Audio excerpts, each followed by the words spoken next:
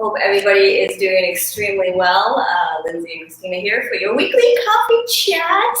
Christina, how's it going? A little bit less deep freeze, but not going so great with your head because of it. Yeah, so it's warmed up considerably here, like 40 degrees in like the last 24 hours or so, which is lovely, except my head currently feels like it's going to explode. I suffer from weather change migraines. So this morning I'm in migraine hell, which is super fun, but it's great for our topic of alcohol after surgery that I kind of feel a little hungover this morning, despite not drinking whatsoever.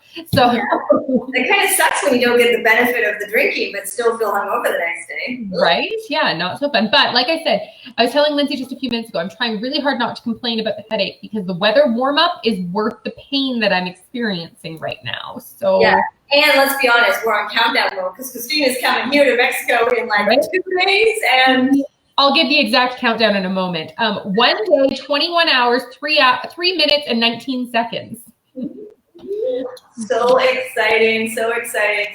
So we'll have lots of fun stuff to tell you guys about after that. Because if you don't know, Christina and I get together twice a year. We work and plan business for the whole 2020 and then beyond, and then we have lots of announcements and always lots of fun. Our VA and our technical help do not love when we get together, but you know No, they're already like, how many things are going to happen? What's going on this week? Always fun. But all right, so today, coffee chat with Christina and Lindsay, we are talking about alcohol after weight loss surgery. And interesting enough, last week we talked about indulging after weight loss surgery, and we actually meant to get to alcohol, but we had lots to talk about with indulging. So we wanted to make sure that we covered it because this was something we saw come up over the last probably 2 weeks and definitely over the holidays a lot. We had people reach out and say, how do you deal with the fact that, food used to be your outlet and now you find that alcohol might be the outlet, that transfer of addiction. How do you find you are, taking a sip of wine and being like fall over drunk? What does your body do? And so we just wanted to really address it because, again, like everything we say, everybody is very different. But having an idea as well as not feeling so alone when it comes to these types of things are really, really valuable. So, Christina, let's first talk a little bit about your experience with weight loss surgery and alcohol. So I've never been a big drinker. I've always been what one would consider a lightweight. I went through periods in my life where, I've drank more or less or whatever. I've done the party phase and all that stuff, but I've never been like a big, heavy drinker by any means. I actually didn't like a lot of alcohol until I was in my 30s, really. And now I've discovered that I enjoy wine. But I made the kind of decision on my own. This wasn't from my surgeon. It wasn't like anybody telling me, but I made the decision on my own to not drink at all until I hit my goal. Now, I hit my goal in 10 months. So it wasn't like I was, not drinking forever. I've also had 2 babies and didn't obviously drink during pregnancy and didn't drink when I was nursing them. So I've gone periods of time in my life without drinking and it wasn't a problem for me. So I knew that wasn't going to be a big issue. And it was just something that I decided because alcohol, of course, has calories and they are empty calories. The calories in alcohol do nothing to fuel your body. The calories in your 3 macronutrients do lots of things to fuel your body. Even if you get calories from carbs or sugar, they still give you an energy spike. They do something for you. The calories in alcohol do nothing for you. And actually, they have a negative impact on your metabolism. And alcohol in general slows your metabolism. So even if you're drinking tequila, white rum, white vodka, only vodka, any of those kind of things, they have less calories than some of your Kahlua or beer or those kind of things. People will be like, well, I only drink tequila because it's low calorie. So even if the drink only has, I believe most liquor somewhere around 80 or 90 calories for an ounce of liquor. So the liquor itself has that much. And then you mix it, say, with water and Crystal Light. And you're like, okay, I'm doing good here. But even though you're only consuming 90 calories there, that 90 calories is actually working against you to slow your metabolism and make it so that you burn less calories for everything else that you consume in a period of time after that. And nobody really knows exactly what the period of time is. It's not just 15 minutes though. I tend to think it's the rest of the day, at least after it, until the alcohol's out of your system. But I mean, I've read various things. Some people say 24 hours, some people say 12 hours, that there's all kinds of different kind of amounts of time. But those are definitely, things that are debatable. But regardless, it definitely slows your metabolism. Yeah, and I think the big thing with any decision that you make when it comes to after weight loss surgery, to be fair for all of our non-surgery friends as well, is about moderation, right? I mean, we would never, and I mean, to be fair, both of us have 2 children, both of us have crazy lives, so I'm not going to turn around to you and say, don't ever touch a glass of wine again, or don't ever touch a beer, or whatever your choice is. But it comes down to what we talk about all the time is moderation.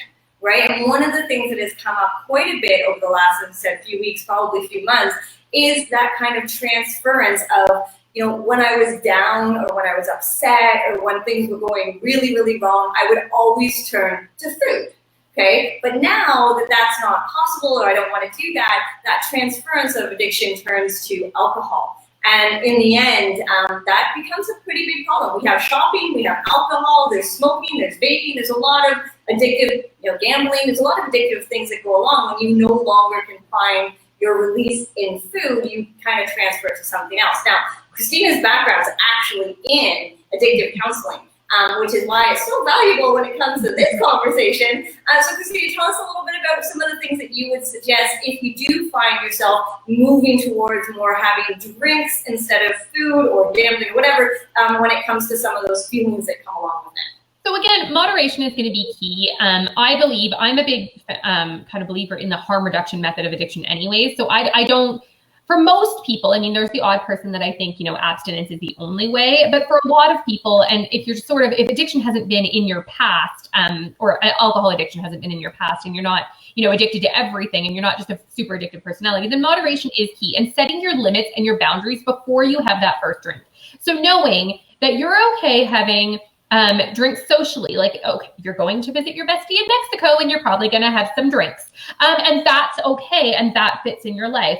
But sitting at home on a Tuesday afternoon and drinking a bottle of wine maybe doesn't feel okay in your life. Or you're okay drinking in celebratory things, but you're not okay drinking away depression. And so just setting some guidelines for yourself on what feels okay to you in your brain before you ever have that drink and what doesn't feel okay. So if you're kind of somebody who's a little further out from their surgery, or somebody who's fresh out of surgery, and you're thinking, what does drinking after surgery look like to me? Sort of write it down, make a little list, what feels acceptable to you and what doesn't. When you think of somebody, just in your mind, whatever your, preconceived notion is of, somebody with an alcohol problem, what does that look like and what do you want to stay away from? With food for you, if food was a problem, and if you consider yourself a food addict prior to surgery, and, recovered food addict now, what did that look like? And what was that slippery slope? And, what are the things and the behaviors that you want to try to avoid? Is it, again, with me, with ice cream, we talked about this last week, I don't keep it in my house. So if you think alcohol is a problem for you, maybe don't keep alcohol in your house, and alcohol is just something you do when you go out. And if that feels okay to you, or maybe wine feels okay to you, but hard liquor doesn't feel okay to you. The other thing that I always recommend, especially for people with weight loss surgery, because like Lindsay said, sometimes you can have that sip of wine and you're fall down drunk, and other times you can drink several drinks and you're not. So the first time, especially, that you try alcohol after weight loss surgery, make sure that you are with people that you trust in a setting that you're comfortable in. So ideally at home with, comfortable friends and family, whatever it is. Try not to, have the first time be at like your work Christmas party where you're the girl dancing on the tables and, or you're telling your boss off or you're puking all over the place or whatever. That you just want to make sure you sort of know how you handle liquor. And as somebody who's had surgery, you handle every kind of liquor different. So personally, I can handle wine in like a sort of a moderate way. Like, for the most part, it does very much depend on if I've exercised that day, on how much I've eaten, on how much water I've drank. There's a lot of like moving pieces that you can't always narrow down exactly what's going to happen. I've gone out where I've had 5 glasses of wine and felt, reasonably okay, like a little tipsy, but kind of good. And then I've had half a glass of wine at home and felt completely wasted. The same wine doesn't make a difference. It's just how my day sort of went around that. But knowing your situation, but I personally can't drink hard liquor at all. Vodka is like a forget everything for me now. Like it just like half a glass of vodka and I'm like, I don't know who I am. So there's just certain things that I know about my body. But again, I've done the little bit of experiment. And for me, I have my comfortable levels of, how much I can comfortably drink and what feels okay to me. It's just setting those limits for yourself. Yeah, and I think, again, going back to that idea of really understanding your body, and unfortunately, like everything, nothing's black and white with what we talk about. And that's such the hard part. People are like, but just tell me what to do. We would love to, but I have literally seen Christina have moments of very tiny alcohol and then fall over and be like, okay, this is weird, and then drink like a ton and be fine, right? And it's sometimes has to do with your environment, what did you eat, all of those things, of course. But then there's other times where really there is no rhyme or reason. So again, understanding your body, keep kind of a track of it. We were talking to one of our members, and she was saying she was out with some friends. They were dancing, they were, moving and grooving, and she hadn't done it in years. And she felt like she was like a 21-year-old drunk as a skunk at the end of the night. She's like, I really didn't feel like I drank that much. But she also forgot that she danced all night long. And that is exercise, right? If you've ever come to one of my dance fit classes or one of the cardio drumming classes, it's fun, but it's still working. You're sweating. If you're not replacing the water, you're definitely going to feel the results of that alcohol, whether it's 1 drink, 5 drinks, 10 drinks, whatever. But dancing, sweating it out. So you got to understand your body. There are some general guidelines, though, that I can give you about alcohol, as long as it's, in the realm of healthy and safe. And again, you need to sort of set your own rules for what that looks like for you. But some of the things you can do to help kind of moderate, I guess, the effects of alcohol. One thing is to exercise prior to drinking, that really helps because it boosts your metabolism. Lindsay will often laugh if we've had drinks together, the few times that we've had that Christina gets drunk in this way, that I have drink, I feel a little bit intoxicated, I then sober up, and then I start all over again. It's like this whole thing, because I have worked really hard to increase my metabolism over the last 4 years. And so now I have this crazy metabolism, and my tummy's not very big, so I tend to metabolize things really quickly. So I'll go from drunk to sober, drunk to sober, drunk to sober all night, for however many drinks I have. Because I can't hold a lot of alcohol, and I do get intoxicated quickly. But then usually what I do is I work out the morning before, I eat healthy all day long. So I do my very, very best, at least until that first drink hits my lips, because sometimes, as we all know, it goes a slippery slope after that. You eat things that you maybe wouldn't usually eat. You do, that kind of thing, bar food, or I know in my younger days, street meat, and things all kinds of things that I'm like, I would never touch that sober. But, after a few drinks, it seems like a great idea. And then also, Lindsay mentioned the water. Trying very, very hard to drink all of your water up until that first drink hits your lips. And then ideally, a glass of water between each drink will really, really help. It will help your hangover. It will help you just feel better. It will help you not get quite so intoxicated as you go. So it will be a really, really good thing if you can get that water in as you go. Dancing while you're drinking. I always had a rule. I had lost a bunch of weight prior to my surgery and before kids. It obviously didn't stay off, but at one point, and my rule was that I would only drink if I was dancing. That was my rule for myself, that it was like I felt comfortable with the calories that I was consuming with alcohol if I was dancing my butt off all night, because that workout, and I didn't gain any weight doing that it felt really good to me. It felt really comfortable, and it was a way that I could go out and have fun. The other thing was I wouldn't ever drink at home because I didn't dance at home. So it was an outing for me. Yeah, and I think too, one of the big things too is remember is again, always comes back to this, is the type of person you are, right? Your rules and regulations as a person, if that works for you, excellent. For me, I'm a big negative reinforcer, which is so funny because I'm such a positive person in normal life. I'm always about this, but for me, that's what works. So the fear of a hangover with my kids and my dogs and all of those things holds me back from doing things that I probably shouldn't do. And that really is a big thing. So if there are days when I'm going out and I'm having a few drinks and they're going down smooth and I'm really enjoying myself, I'll grab my water and I'll be like, don't forget tomorrow morning or tomorrow afternoon or 3 days because I'm old and I get hungover for 8 days.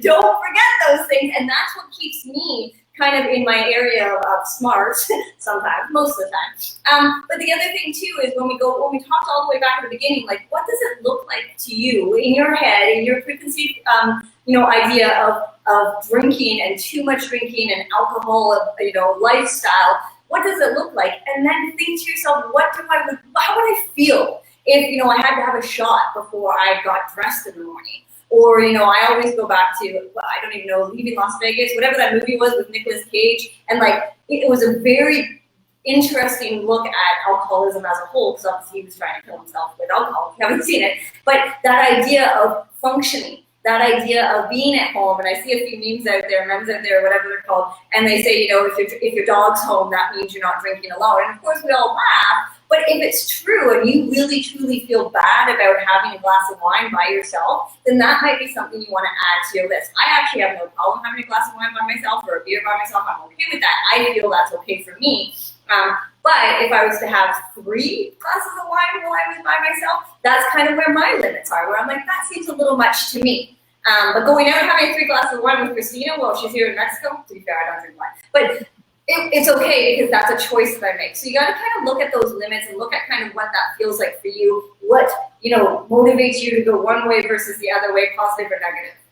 And also looking at your behavior when you have those drinks is another big thing. That if you're doing things and acting in a way that sober you would not feel is okay, that's something else to consider. So if you're getting drunk and then telling everybody off, or if you're getting drunk and then, being a little unsavory in any way, if you're getting drunk so that you can, do certain behaviors or act a certain way, or so you can forget about certain things and suppress, those are slippery slope things that you really want to be careful with. That, having a drink because you enjoy, I know Dallas will, in the summer on a hot day, he wants to drink a beer because he enjoys drinking a beer on a hot day. I don't understand because I think beer's gross.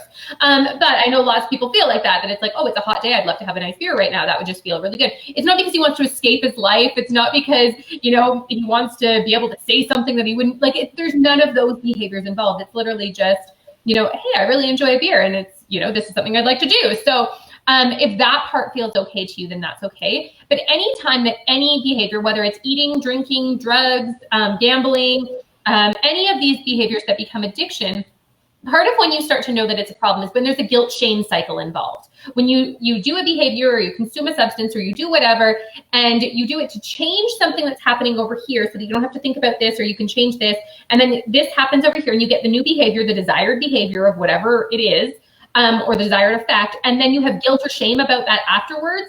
That guilt or shame shouldn't happen if it's something that you feel good about. So if you're having drinks and you're feeling guilt or shame about it, that's somewhere that you may want to do some work and consider that maybe this is something that isn't a right fit for you.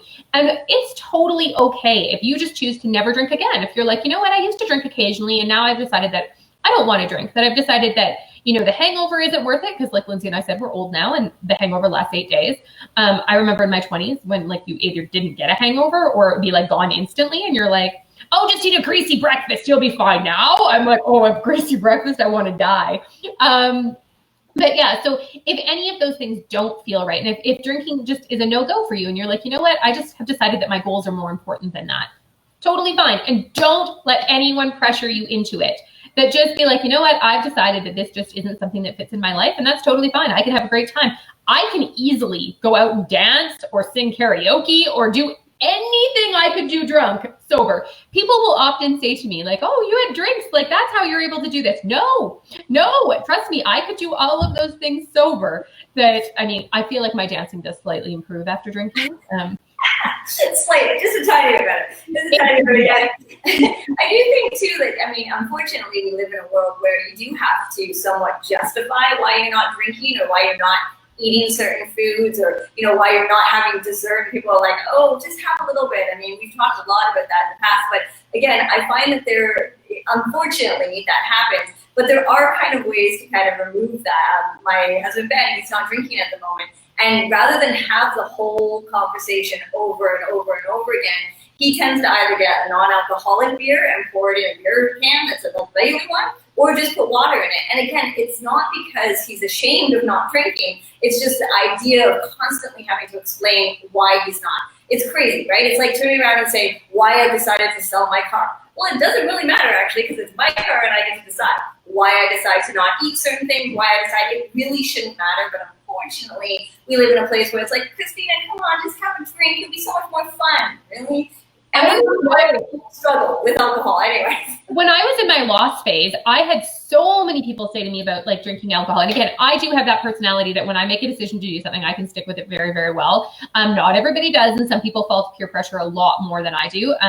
which is a struggle for sure. So it's hard. But like Lindsay said, you can do those little things like drink something else out of a wine glass, put some apple juice in a wine glass, put some water in a wine glass. My wine glass now that Alyssa got me is actually not see-through, so you couldn't even see what was in it, to be honest. So nobody would have a clue what was in that. And sometimes I do just drink water out of it because I just really like the cup. So you could definitely do that. You could also drink anything non-alcoholic if you chose to, or, you could do the whole shut the hell up thing. But you know what? This is my choice and my journey. And that was I was very firm in that I was like, oh, I just chose to not drink right now. And people would be like, well, why did you choose that? But if you say I'm not allowing myself or anything like often if you put that negative into it, that's when people start questioning it because they feel your weakness in that. Whereas if you put a positive on it, that I'm choosing not to do this right now, and I've decided, and you're just very firm in your words, I find that works a lot better.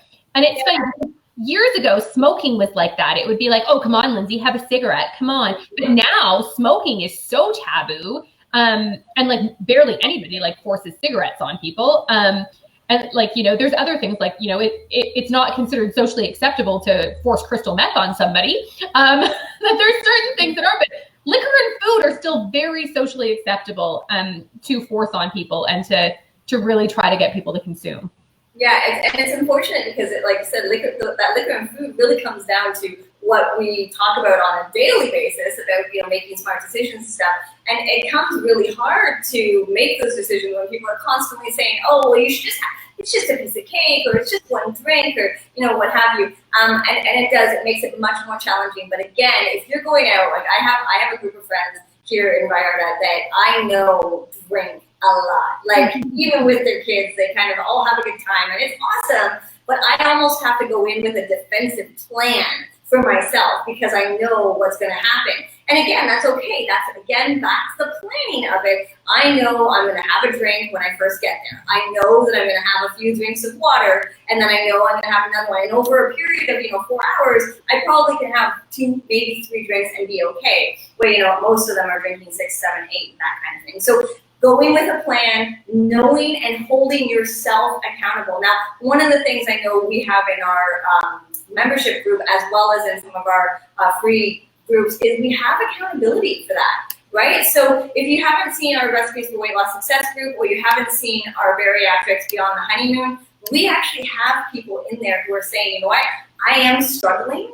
I really do need some help. And that's help. That's the step to ask for, right? And to turn around and say, what, I will help you, but what do you need? And it's the same thing, right? We always see that little poster that goes around that says, I just need someone to come around and slap food out of my mouth.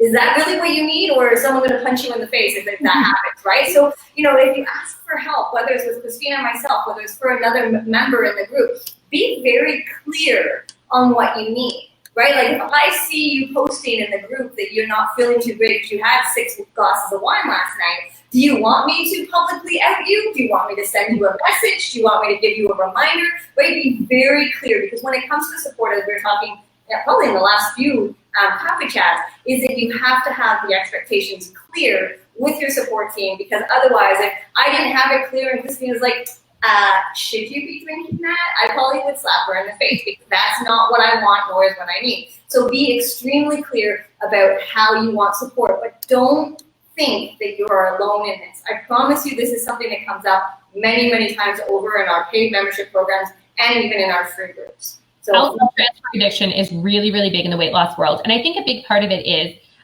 it takes so little to get drunk for most of us that's something that becomes that it's like, oh, I can, and there's 2 things though. So first of all, it takes so little for us to get drunk. So you can escape whatever's going on very, very quickly and easily and cheaply after surgery. And the other piece is depression is a massive thing after weight loss surgery, that this is something that isn't talked about a lot. Maybe that can be a future coffee chat. But depression after weight loss surgery is a really, really big thing. And a lot of people feel like alcohol helps them escape depression. It's actually the opposite. And alcohol actually brings you further into depression because it's a depressant. So that it is something that does actually not help the situation, but you think at the time that it does, and it's a way to escape. So Lindsay said something just a minute ago that I know we're almost done here, but I wanted to touch on is have a plan. So we talked about what feels good to you, what's acceptable to you, making your guidelines, whatever that is, kind of having your plan in mind. As with everything, remind yourself of your plan. If you maybe have some reminders pop up on your phone when you're out and, remind you of the great hangover of 2017, if that's the way that you're going to stay away from it, be like, hey, Lindsay, remember tomorrow, make a little alarm come up on your phone that reminds you about that. Or if you have a picture on your phone of your goal, or, the outfit that you wore that, you felt really great in, or whatever it is that's going to remind you of your goal and remind you of why you're wanting to do this. The other plan that I highly, highly, highly suggest doing is preparing yourself some delicious, healthy snacks for when you're intoxicated. It is very hard to make good decisions after you've made bad decisions. So that sometimes that becomes something that's a bit of a struggle, is the food thing. I know myself, even I try really hard to do this, and we had friends over the end of December. We had some friends over one night, and I did prepare good healthy snacks, but there was also some chip dip that was sitting there. And I've been dairy free for months, and dairy, seriously, I get super bloated, really uncomfortable for days afterwards. I get canker sores every time I consume the smallest amount of dairy now. It's bad. Well, I ate some of that French onion dip. I had a canker sore for 2 weeks from it, from 3 scoops of chip dip. And I'm like, why did I do sober Christina would have never done that. Ever, ever, ever. But after 2 glasses of wine, Christina was like, oh, this is great. No, it's not. So make those good, healthy decisions. Another thing that I did during my loss phase when I wasn't drinking, I made sure I had an awesome water bottle with me that I loved.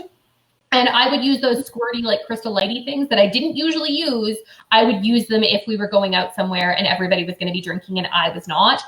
Or I would, take my favorite tea if it was winter and I was cold. But I would always have something delicious to drink that I loved, so that I didn't feel deprived. And something that I didn't drink every single day, so that, again, I didn't feel deprived in what I was doing, that it was no, I'm enjoying this. I mean, this is great.